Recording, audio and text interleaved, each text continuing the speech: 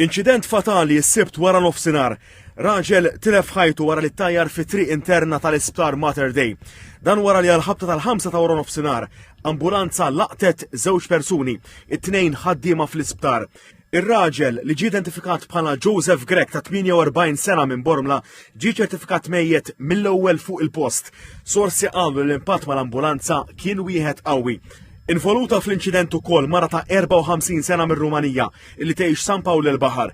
Il-mara taħdem mar-raġel u kienet miexja fl-istess żona. Minkejja l-pulizija qalu li l-qagħda tagħha għadha pendenti, TVM News jinsab informat li l-mara tinsab f'qagħda kritika u ġiet operata minnu fih. L-ambulanza kienet tinstaq minn raġel ta' 36 sena miż-Żejtun.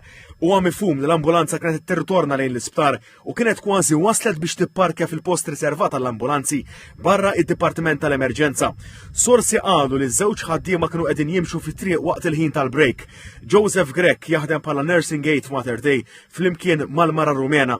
TVM News kien fuq il-post tal-inċident fejn segwu anke l-wasla raba tiegħu fuq il-post. Viżibilment emozzjonati, rabatu ingħataw l-aħbar li Joseph Grek kien attajjar minn ambulanza ftit tal-ħin qabel. Il-Maġistrat tal-Assa Antwana Ġus Bonici ħatar diversi esperti biex jassistuh fl-inkjesta. L-investigazzjoni tal-Pulizija intant għadhom għaddejjin. Intant, TVM News huwa informati li Joseph Grek huwa involut ferm fil-ħajja ta' Bormla. Bosta persuni ftit tal-ħin wara l-inċident jesprimu s-soba tagħhom għat-telfa tiegħu.